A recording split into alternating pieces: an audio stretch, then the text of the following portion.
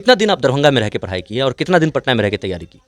लगभग एक साल समथिंग कुछ मंथ होगा जो मैं दरभंगा रही हूँ। और एक साल कुछ महीना वहाँ पे भी हो गया होगा, पटना में भी मैं वहाँ रहकर पढ़ाई की हूँ। आपके पिताजी क्या करते हैं? मेरे पापा कृषक मजदूर है, मतलब जो गांव के में कहा जाता है दिहाड़ी मजदूर, तो उस रूप में मेरे पापा काम करते और किस तरीके से आप दरभंगा में रहीं तो ऑब्वियस सी बात है खर्च भरे होंगे, एक्सपेंसेस भरे होंगे, पटना में थी तो खर्च भरे होंगे, एक्सपेंसेस भरे होंगे। उस खर्च को एक्सपेंसेस को किस तरीके से पूरा किया गया परिवार के द्वारा? मैंने ये सोचा कि मैं मूर्ख हूँ, अनपढ़ हूँ, मैं तो कुछ पढ़ा लिखा नहीं, बल्कि हम अपने जैसे बच्चे के नहीं बनाएंगे, क्योंकि हम अपने बच्चे को कुछ आगे बढ़ाना है, हमसे अच्छा रहे और कामयाबी बने, इसीलिए बच्चे को आगे पढ़ाने का मैं इरादा रखा। नमस्कार, मैं तौहीद। स्वागत है आप सभी का बदलता हिंदुस्तान के फेसबुक पेज, यूट्यूब चैनल और हमारे वेब पोर्टल पर। अभी मैं मौजूद हूँ और बेनीपट्टी अनुमंडल क्षेत्र के बसैठ में। आपको बताते चले, आपने खबरों में देखा होगा कि बसैठ के रामटोली निवासी श्री सुरेंद्र राम जी की पुत्री, सुरेंद्र राम जी आप मेरे बगल में बैठे हुए हैं बाएं साइड में, और सुरेंद्र राम जी की पुत्री जिन्होंने अपने माता पिता के साथ साथ अपने गांव का, अपने समाज का, अपने क्षेत्र का, अपने अनुमंडल का नाम रोशन किया है। अब मेरे दाएं में बैठी हैं बबीता कुमारी जी। बबीता कुमारी ने एक बड़ी उपलब्धि हासिल की है। बबीता कुमारी ने बीपीएससी की परीक्षा पास कर प्रखंड लेखा अधिकारी के रूप में इनका चयन हुआ है। इनके पिताजी जो सुरेंद्र राम जी मेरे बाजू में बैठे हुए हैं, इनके बारे में अगर मैं आपको बताऊं तो सुरेंद्र राम जी लेबर मजदूरी का काम करते हैं। चाहे वो कंस्ट्रक्शन में हो, घर बनाने में हो या कहीं भी हो, लेबर मजदूरी का काम करते हैं। और उनकी बेटी जिन्होंने अपनी मेहनत से, अपने पेरेंट्स, अपने गार्जियन के प्रयास से, उनके सहयोग से जो सफलता हासिल किया है, कहीं ना कहीं आज उनके माता पिता ज़रूर अपने आप में गर्वान्वित महसूस कर रहे होंगे। फ़ख्र की बात होगी उनके पेरेंट्स, उनके गार्जियन, उनके समाज, उनके गांव के लोगों के लिए। बबीता कुमारी जी मेरे बाजू में बैठी हुई हैं। बबीता कुमारी जी से पहले बात करेंगे और जानने की कोशिश करेंगे कि जो बीपीएससी की परीक्षा पास कर अब वो प्रखंड लेखाधिकारी बन गई हैं, आखिर इसके पीछे कितनी मेहनत रही उनकी, कितना उन्होंने प्रयास किया और कब से उन्होंने तैयारी शुरू किया, सभी मुद्दों पर एक एक करके बात करेंगे। सबसे पहले स्वागत है आपका बदलता हिंदुस्तान न्यूज़ पर। हैं। जी, आपको भी बहुत बहुत और धन्यवाद। आपको बहुत बहुत बधाई, संग शुभकामनाएं हमारे टीम की तरफ से। जी, धन्यवाद। हम सबसे पहले ये जानना चाहेंगे कि आपने जो इतनी पढ़ाई की और उसके बाद बीपीएससी पास किया, इसके पीछे क्या लगन रही, क्या मेहनत रही, वो जानना चाहेंगे हम। जी, मैं ग्रेजुएशन के बाद से मैं ये प्रिपरेशन करना प्रारंभ की थी। जब मैं पार्ट 2 तक मैं अपने गांव के स्कूल कॉलेज से मैं पास पढ़ाई की हूँ। उसके बाद मैंने पीसीएस के लिए मैं स्पेशली पीसीएस के लिए नहीं गई थी, जनरल कंपटीशन के लिए दरभंगा गई थी। और जब मैं ग्रेजुएशन की तो उसी टाइम ये बीपीएससी के द्वारा ऑडिटर का पद निकाला गया था, जिसके लिए मैं एलिजिबल थी। और तो उसको मैं फिलअप की और उसका मतलब कि पढ़ना स्टार्ट की। और इसका पीटी शायद 2021 के अगस्त के बीच में हुआ था और उसमें सफल हुई। जब मैं वहाँ सफल हुई तो उसको मतलब कि मेंस को के लिए मेरे पास कोई गाइडेंस अवेलेबल नहीं था। उसको करने के लिए मैंने पटना संजय सर के पास गई थी और उन्हीं के देख रेख में मैंने मेंस लिखी हूँ और वर्तमान समय में सफल हूँ। तो कितना दिन आप दरभंगा में रह के पढ़ाई की है और कितना दिन पटना में रह के तैयारी की? लगभग एक साल समथिंग कुछ मंथ होगा जो मैं दरभंगा रही हूँ। और एक साल कुछ महीना वहाँ पे भी हो गया होगा, पटना में भी मैं वहाँ रहकर पढ़ाई की हूँ। आपके पिताजी क्या करते हैं?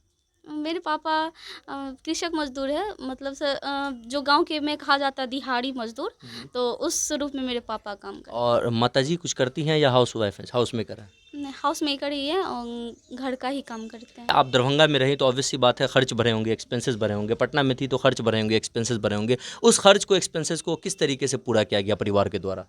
मैं दरभंगा में जब रहती थी तो मैं और मेरी बहन भी है सेकंड वाली, और हम दोनों वहाँ पे होम ट्यूशन भी पढ़ाते थे।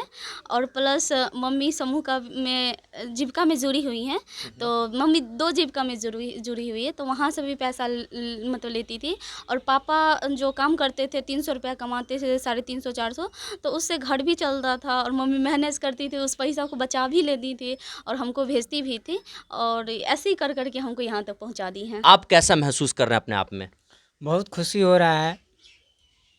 जब बच्ची को पढ़ा रहे थे, जब ये तैयारी कर रही थी, जब पैसे लग रहे होंगे उस टाइम में, तो उस टाइम में क्या सोच था मन में? कहीं कुछ ऐसा भावना तो नहीं था कि कहीं ऐसा ना हो कि बच्ची सफल ना हो और मेरे पैसे बर्बाद हो जाएं या ऐसा कुछ?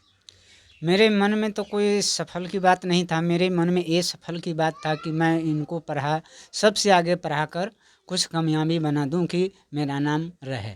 बहुत अच्छी बात है। आखिर ये आपके अंदर ये मोटिवेशन आया कहाँ से कि मैं अपनी बच्ची को पढ़ाना है, अच्छी जगह पे पहुँचाना, पढ़ा लिखा है, भले मैं लेबर हूँ, मज़दूर हूँ, लेकिन बच्ची को पढ़ाना, ये कैसे सीखा आपने? कहाँ से ये आपको मिला मोटिवेशन?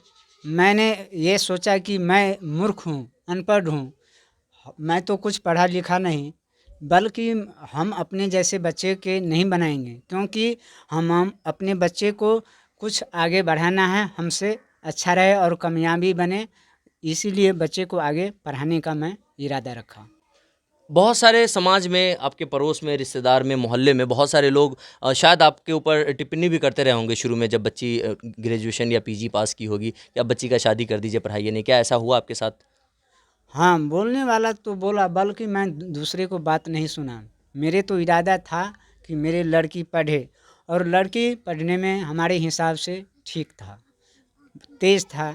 मैंने सोचा कि जब तक ये पढ़ेंगे, जब तक मैं पढ़ाएंगे, जब ये खुद के हमें बोल देंगे कि पापा अब नहीं पढ़ेंगे, तो मैं नहीं पढ़ेंगे, तो मैं सोचा कि इनको नहीं पढ़ेगा, इसके बाद शादी कर दिया जाएगा। हम हर गार्जियन को यही कहेंगे कि बच्चे को, अपने लोग खुद मूर्ख है, अनपढ़ है, बल्कि बच्चे को पढ़ाना चाहिए, आगे बढ़ाना चाहिए। अब क्या मैसेज देंगी और लोगों के लिए जो लड़की या लड़के पढ़ने चाहते हैं, लेकिन कहीं न कहीं उसके परिवार उसको सपोर्ट नहीं कर पा रहा है या फाइनेंशियली प्रॉब्लम है उनको? मैं उनको कहूँगी कि आप मेहनत करते रहिए। आजकल यूट्यूब पे भी सारा चीज़ अवेलेबल है, गूगल, सोशल मीडिया है ही है। आप उनका भी यूज़ कर सकती हैं, और अपनी मम्मी-पापा को भी समझाएँ कि अगर कोई लड़कियाँ कर सकती है, गाँव से निकल सकती है, तो हम भी कर सकते हैं। इसमें कोई बड़ी बात नहीं है। आप भी कर सकते हैं। आप मेहनत कीजिएगा तो हमेशा सफल होइएगा, और मेहनत कभी बेकार नहीं जाती है। आप मेहनत करिएगा तो ज़रूर एक दिन सफल हो जाइएगा। आपकी बेटी बबीता सरकारी अधिकारी बन गई हैं, कैसा महसूस हो रहा है आपको? ठीक लग रहा है। जब इनको पढ़ा रही थी शुरू में, तो पैसे की दिक्कत आई होगी, कहीं उस टाइम में कभी ऐसी सोच आई कि कहीं बच्ची सफल नहीं हुई तो पैसे बर्बाद हो जाएँगे, ऐसा कुछ? से नहीं सोचल है कि पैसा बर्बाद होते तो होते, लेकिन बच्चा के पढ़ाबे 400 रोज मजदूरी कमाई है, ओहिमे से बच्चा के निकाल रहली। समूह में जुड़ गेलिए, सब दीदी मदद कलकै, ओहिमे से निकाल के बच्चा के निकाल देली। तो आगे अब आपकी बेटी आएँगी तो 4 चक्का गाड़ी से आएँगी, तो किस तरीके से आगे आप मैसेज देंगी और भी परिवार के लोगों को कि अपनी बच्ची को कैसे पढ़ाएँ, कैसे पढ़ाकर अच्छे काबिल लड़की बनाएँ? जैसे हम पढ़लिए वैसे सब आदमी गार्जियन बच्चा के अपन सुधार करते, पढ़ते, आगा बढ़ते। हमरे बच्चा लेल सब बच्चा निकल जाए, आगा जाए, अहू से आगा जाए, अहू से भविष्य आगा बढ़ाओगे।